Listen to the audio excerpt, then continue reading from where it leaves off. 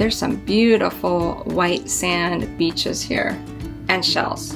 Good shell collecting too. Till further notice, we are on a mission to explore, create, and we hope to inspire you to try new things too.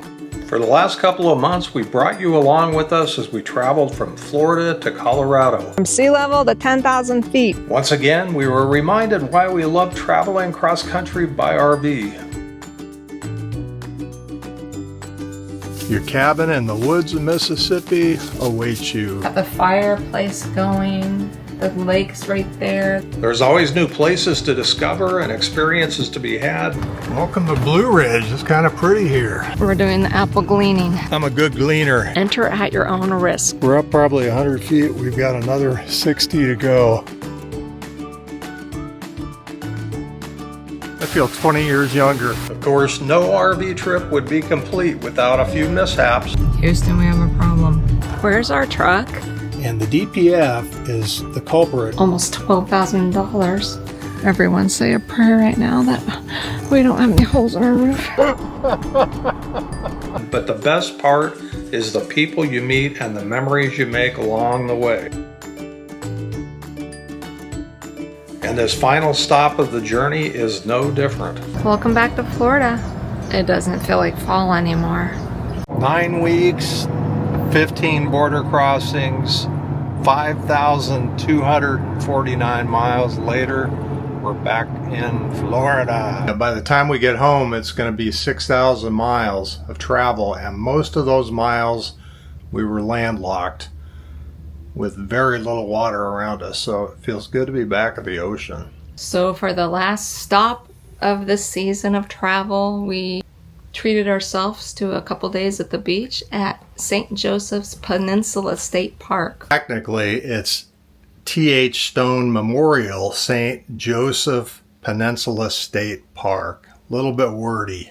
Gonna write the governor and see if he wants to shorten that up a little bit. This park got wiped out in a hurricane not that long ago, and they've done a beautiful job rebuilding it. You can see by the trees that, you know, it's been wiped out.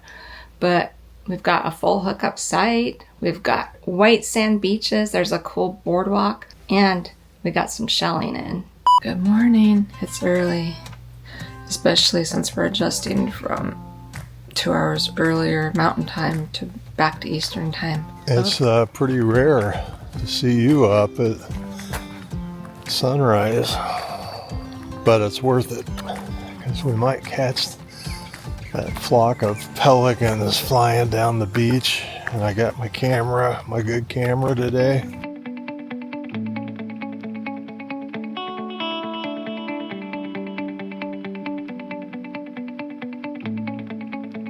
It's a very peaceful little state park though.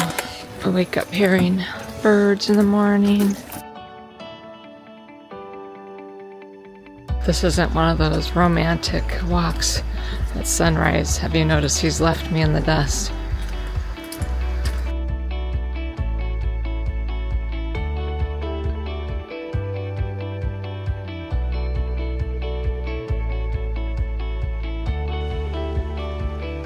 No one else is down here. That's one nice thing about getting up early. Got the whole beach to yourself. No development for about a 10-mile stretch out on the tip of the Cape, and that's where we're camped, right next to it. Untouched. It's the forgotten coast. And it's a good time to leave Gracie because she just as soon go back to sleep instead of worrying about us. I love this sand. It's like snow, but not snow. It's so beautiful and white and soft and fine.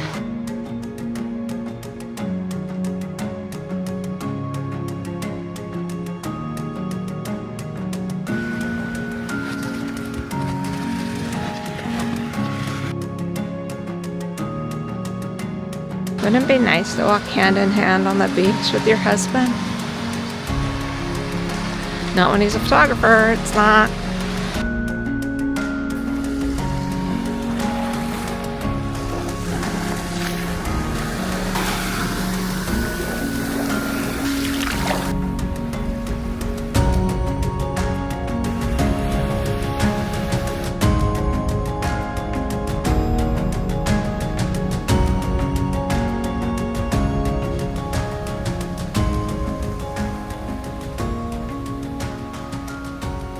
sunrises and sunsets were spectacular. No matter if you're looking out over the bay or the Gulf. Because where we live, we aren't close to any good beaches. We made sure we got up every morning and every evening and got out there on the beach, on the trails to capture the scenery and put our feet in the sand. I wish Gracie could come down to the beach at the state park, but that's pretty normal for state parks in most of Florida. But the ranger told us just down the road there is a pet-friendly beach, so we might take her to that when it's warmer. And there's not a lot of people here because you got to come through the state park. A lot of people come to this campground probably specifically to go fishing out in the Gulf. As the waves are cresting right by shore, they're just full of fish. Pretty cool, and the light was hitting it just right where you can see all of the fish in there. There's a guy net casting down there, and there's other fishermen. It looks like a lot of people camp here to fish. One guy even was pulling his kayak by a little while ago. So I'm not sure I'd want to get out there on a kayak or a board after what we saw yesterday morning. There's a fin right by shore. I don't know if it's a dolphin or what, but there's a dead fish right by it. It's so sad. There's a dead baby shark, and there's a bigger shark swimming right out in front of it, circling. I wonder if it's the mama shark. Really bad. Even though it's a shark, I don't care. Well, I guess that's just the circle of life.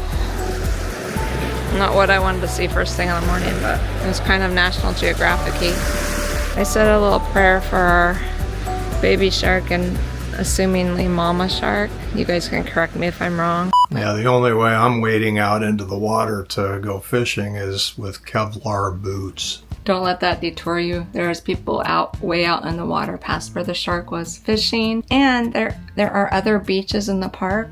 They rent kayaks. We saw lots of inflatable paddle boards out there. She says, don't let that deter you. I'm here to tell you, let it deter you, because you don't want to get nipped on by a shark. It was a small shark, and there's a lot of other food out there. I think the least of its concerns were trying to bite a human. Anyway, he's a weenie when it comes to that stuff, so don't worry about it.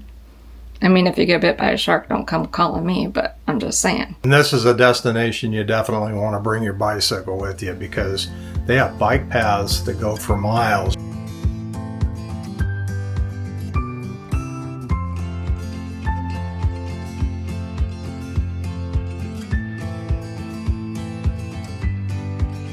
You can ride your bike all the way into Port St. Joe if you want. And there's several miles of walking paths. And while we were out riding our bikes and taking photographs of the egrets and osprey and heron, we even met a fellow follower on YouTube who happened to have just started full-time RV life with his wife. It was nice to meet you, Ray. There's like a little village that has a little lunch restaurant and a place to buy fresh fish. So we're gonna go into town and go to the local fish market and pick up some fresh fish. With you, the sun is shining 24/7. 'Cause when we're together, it feels like we're in heaven. If it will get dark, you'll be my million stars. I know I can lean on you. We were gonna get grouper, but then he said the triple tail was sweeter, so we thought we'd try that. We haven't had that before. Anyway, lots of nice fresh fish right out of the Gulf. Ooh, looks good.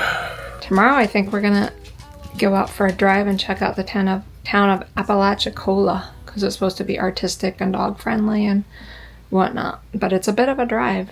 I'll bet you don't know how to spell Apalachicola. A-P-A-L-A... I don't know. Do you know how to spell Apalachicola? Apalachicola. Are you positive about that? I'm Googling it. Apalachicola. Hey Siri, how do you spell Apalachicola? Alright, know-it-all, you spelled it right. I guess we can go there tomorrow. Yeah, I really was looking forward to getting in and seeing Apalachicola, and it did not disappoint. Used to be a major fishing port. Fodder for a painter right there. I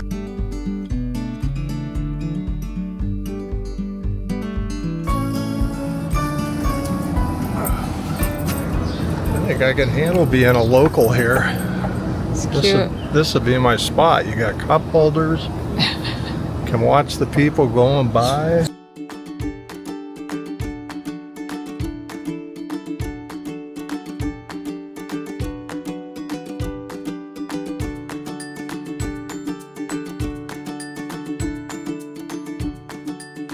In the 1870, immigrants from Greece brought their ancient sponge techniques to Apalachicola, and that became part of the local fishing industry here.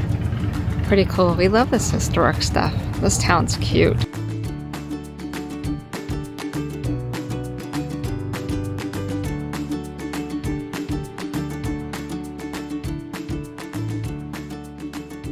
Yeah, we'll take two and a little dog.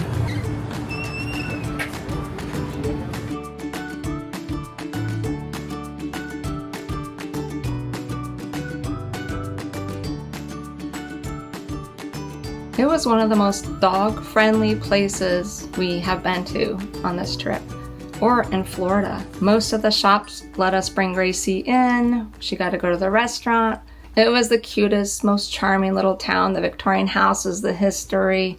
It was right up our alley, and we'll probably be back. And this is all really close to home. We've got about 4.5 hours and we're going to be home, which means, you know, look for a long weekend and see if there's an opening up here, and we'll just zip on back up and we'll explore some more. We're realizing that even when we're back here for the winter, we have so much unexplored territory, and we're super excited to get out on more adventures. But for now, it is time to pack up the RV, which is weird, packing up the RV to go home and park it.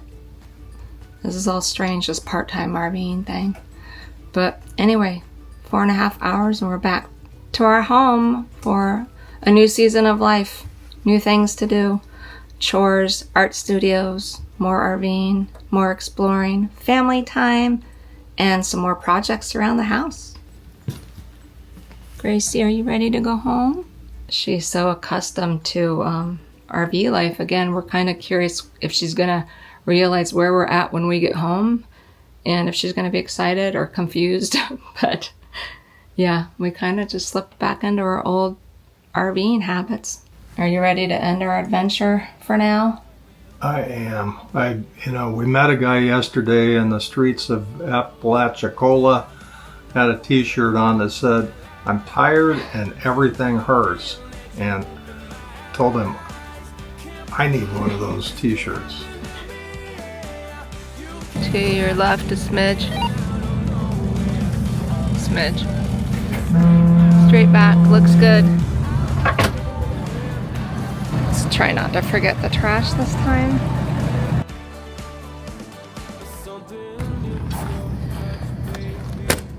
Oh yeah, something else about this campground. Bring a mosquito spray for mornings and evenings. Got the natural kind. That, without all the chemicals. Yeah, that didn't work. Bring the real stuff. Are you ready to go home? Are you ready to go home? Huh?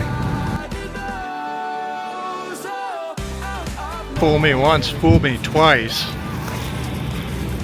Not gonna fool me again. Homeward bound. Last leg of the trip. Are you girls ready?